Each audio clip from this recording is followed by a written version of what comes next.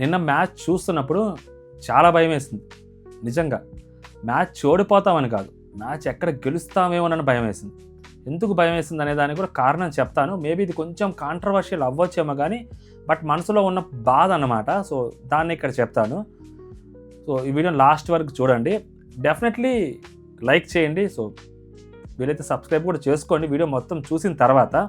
గెలుస్తామని తెలుసు, ఎందుకంటే form is temporary, so class is permanent అని చెప్పి ఏదైతే మనం వింటామో, సో ఆ మాట డెఫినెట్లీ సంజు శాంసన్కి ప్రాపర్గా సెట్ అవుతుంది.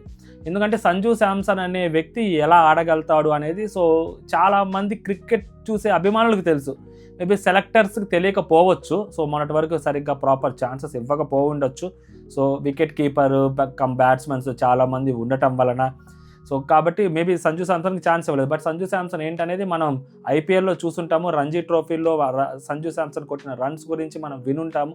సంజు శాంసన్ ఒక నలుగురు కెరియర్ని కాపాడాడు, చాలా గట్టిగా కాపాడేశాడు అంతే.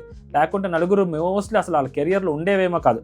అది కోచ్ అవ్వచ్చు, లేదా బ్యాట్స్మెన్స్ అవ్వచ్చు, బౌలర్లు అవ్వచ్చు, ఎవరివైనా ఒక నలుగురు కెరియర్ని గట్టిగా కాపాడాడు సంజు శాంసన్. గట్టిగా ఆడాడు అంటే లైక్ తన రోల్ ఏంటనే తనకి చాలా క్లారిటీ ఉంది కాబట్టి సో ఐపీఎల్లో స్టార్టింగ్లో వచ్చి లాస్ట్ వరకు ఎలా ఆడగలుగుతాడో యాంకర్ రోల్ పోషిస్తూ తన అవసరం ఉంది అన్నప్పుడు సో ఎలా అయితే సెంచరీ చేసి ఎన్నో మ్యాచ్లు గెలిపించాడు ఐపీఎల్లో, ఇక్కడికి వచ్చేసరికి కూడా వికెట్స్ పడుతున్నా కూడా సో అభిషేక్ శర్మ ఇంకొకసారి ఫెయిల్ అయినా కూడా డెఫినెట్లీ సో తన రోల్ ఏంటి, తను చాలా మందికి చెప్పాల్సిన సమాధానం ఏంటి అనేది చెప్పాడు అక్కడ.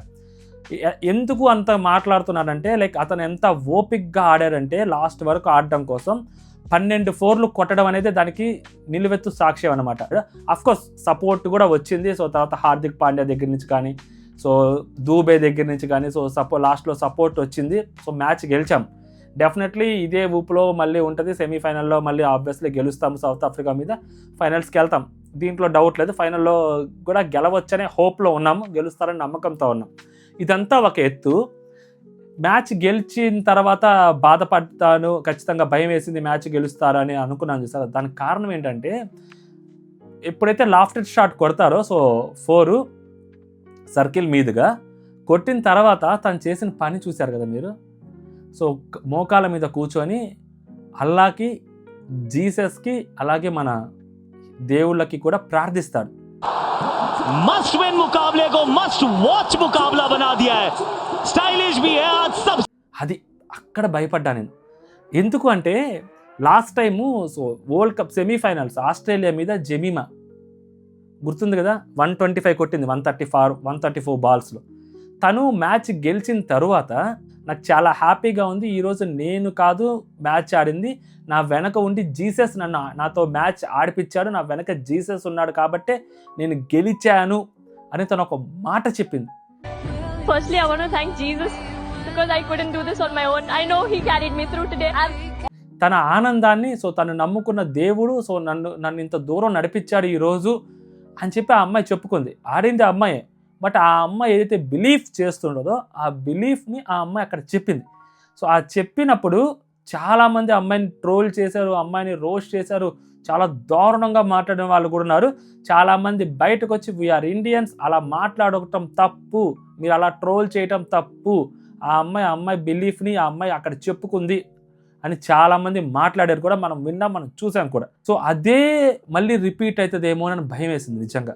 ఎందుకంటే ఆ రోజు ఆ అమ్మాయి ఆడిన ఆటని ప్రపంచం మొత్తం గుర్తించింది డెఫినెట్లీ. ఎందుకంటే ఆస్ట్రేలియా మీద సెమీస్లో అంత భారీ స్కోర్ని చేసి చేయటము అనేది మామూలు విషయం కాదు.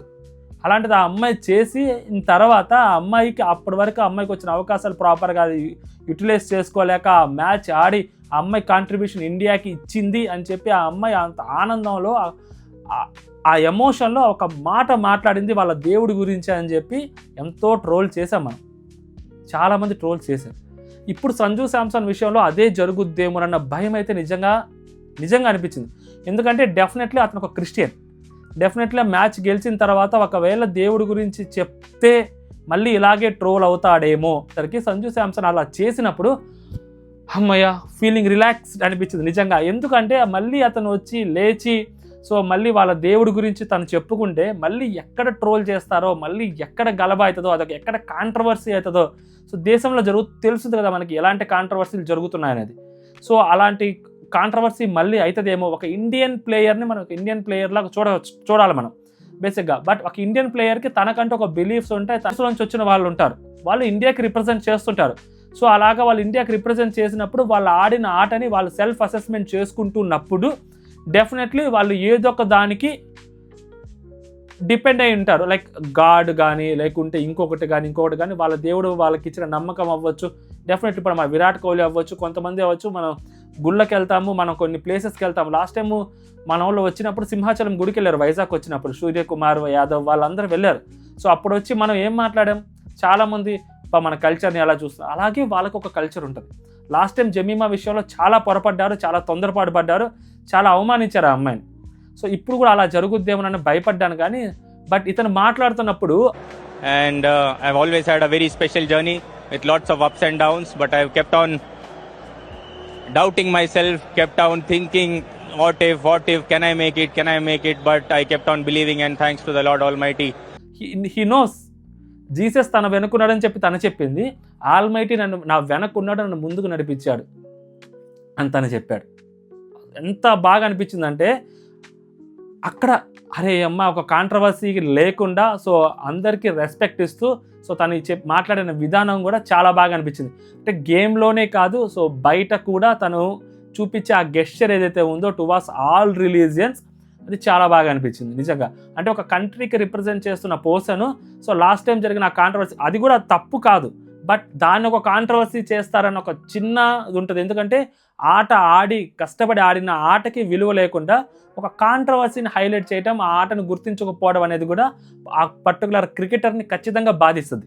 డెఫినెట్లీ ఆ డిప్రెషన్కి తీసుకెళ్తుంది, లేకుంటే అనవసరంగా ఇంత కష్టపడ్డాం కదరా ఇదా మనకి చివరికి వచ్చింది అనే థాట్ కూడా వచ్చింది అనమాట. సో అలాంటి థాట్ని మళ్ళీ రానివ్వకుండా, అలాంటి కాంట్రవర్సీని మళ్ళీ క్రియేట్ చేయకుండా, సో అందరి దేవుళ్ళకి ఆ గెస్చర్ చేయటం అనేది మాత్రం సూపర్ అనిపించింది అనమాట. సంజు శాంసన్ దట్టు సో కొంచెం పర్సనలా, సో ఇది ఓన్లీ సిఎస్కే అభిమానులకు మాత్రమే ఇది. Like Why do we fall, sir? So that we can learn to pick ourselves up. మామూలు కాదు అసలు. ఈ క్లాస్ తోటి మనోడు ఐపీఎల్లోకి అడుగు పెడతాడు అంటే అసలు చెన్నై మొత్తం నెక్స్ట్ లెవెల్ ఉంటుంది, చెట్ట సంభవం. సో అది చెన్నైకి ఆడుతున్నాడు అంటే అసలు ఎలా ఉంటుంది, మామూలుగా ఉండదు. కొత్త ఫ్రాంచైజీలోకి అడుగు పెడుతున్నాడు, దట్టు ఇలాంటి ఒక క్లాస్ తోటి, ఇలాంటి ఒక ఫామ్ తోటి మనోడు వస్తున్నాడు అంటే ఐపీఎల్కి మామూలుగా ఉండదు అనమాట. ఇది కొంచెం ఆనందాన్ని ఇచ్చే విషయం అనమాట.